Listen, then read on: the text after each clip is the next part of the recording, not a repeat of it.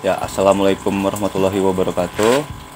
Di sini saya sudah bersama dengan informan saya, yaitu pemilik atau yang punya dari usaha ikan cupang. Yang namanya siapa, Mas?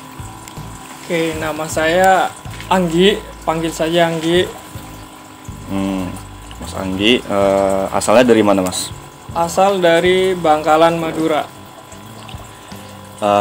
Kalau boleh tahu, usaha ikan cupang ini udah mulai dari kapan? Kalau usaha sih baru menekuni 6 sampai 7 bulan. Kira-kira itu dipasarkannya udah ke mana aja ya, atau memang masih di sekitaran Bangkalan aja, di Madura aja, atau memang udah sampai keluar kota begitu? Untuk pemasaran sendiri, kalau saya pernah sampai ke Jerman, pernah sampai ke Malaysia, ke US, ke Hawaii, terus pokoknya udah lumayan banyak keluar Indonesia. Kalau yang domestiknya masih bisa jalan? Kalau yang lokal Lokalnya? masih antar breeder, masih antar breeder saja sih.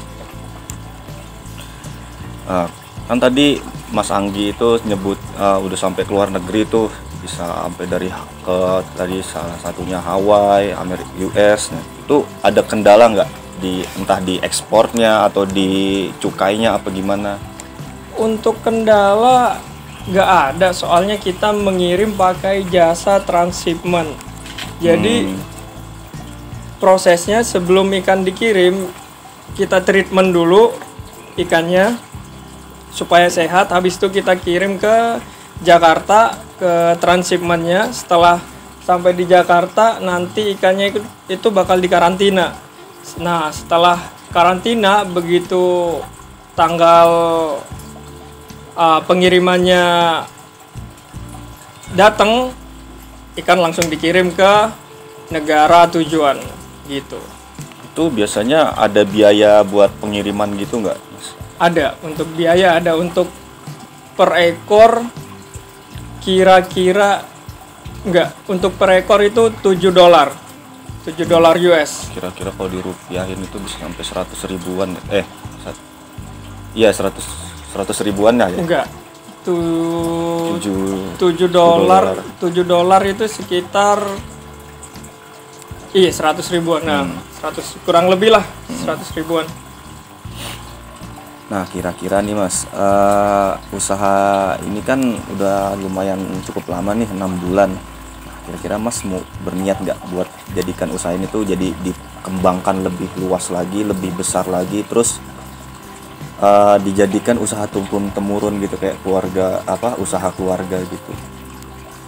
Kalau untuk berkembang, ya insya Allah mungkin bakal dibuat lebih besar lagi.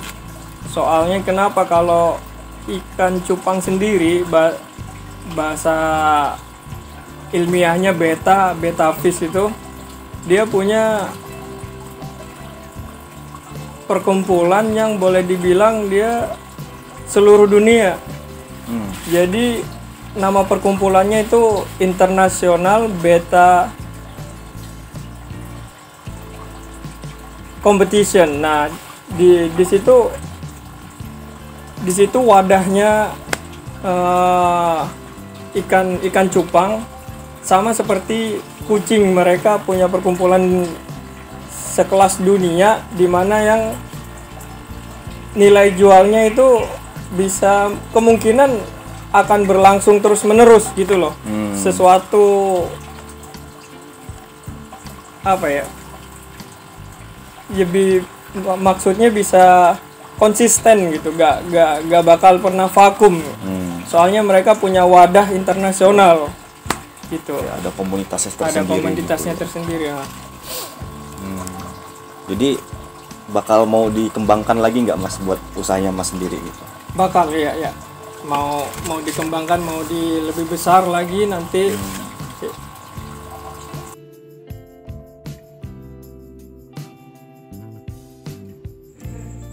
Untuk metode yang pertama adalah social mapping. Metode social mapping ini digunakan sebagai peta sosial tentang perkembangan industri di sekitar tempat yang saya teliti. Bisa dilihat dari peta dunia ini, dari hasil wawancara saya,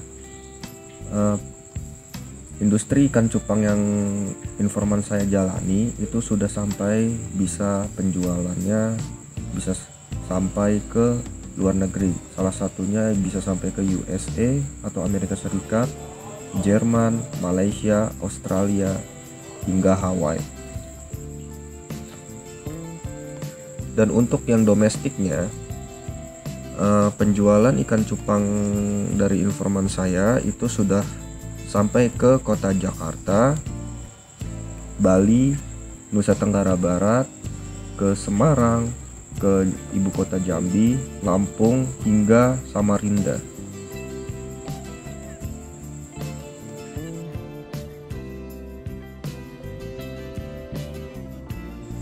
Untuk metode yang kedua yaitu diagram Venn.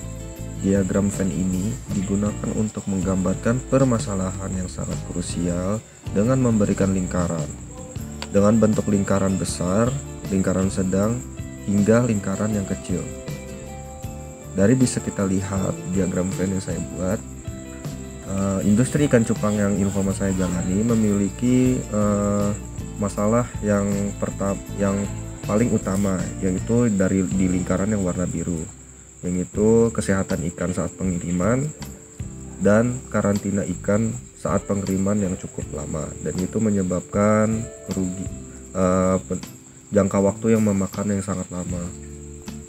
Yang kedua, masalah yang sedang dan digambarkan di lingkaran yang sedang, yaitu masalah cuaca dan suhu tempat. Yang terakhir adalah masalah yang kecil, yaitu digambarkan dengan lingkaran yang kecil. Itu masalahnya adanya pesaing, kebersihan air yang digunakan untuk ikan cupang, dan biaya perawatan ikan cupang itu sendiri.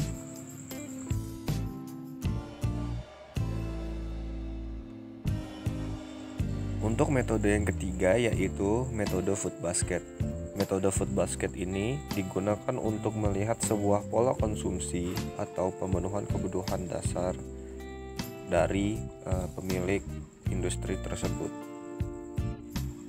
Yang bisa kita lihat di sini, kebutuhan sehari-hari dari pemilik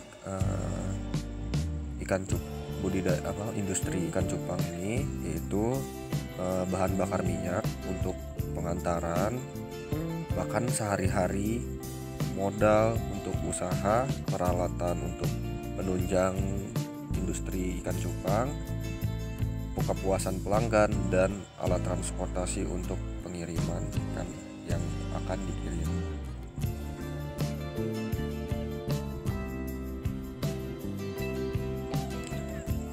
Untuk metode yang keempat atau yang terakhir yaitu metode matrix scoring.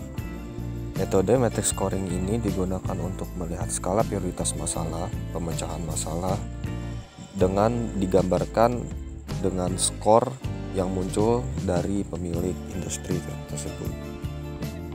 Bisa dilihat dari tabel berikut. Sang pemilik industri ikan cupang ini memberi skor 8 untuk kebutuhan aerator.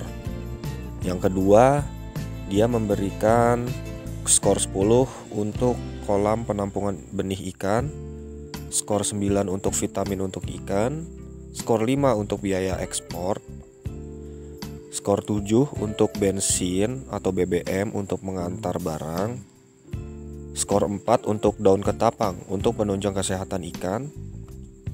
Yang berikutnya skor 10 untuk makanan yang dibutuhkan untuk ikan, 9 toples untuk ikan yang sudah dewasa, skor 8 untuk kuota internet, dan kuota internet tersebut digunakan untuk memasarkan produk di internet, dan yang terakhir ada skor 8 dari media sosial untuk promosi.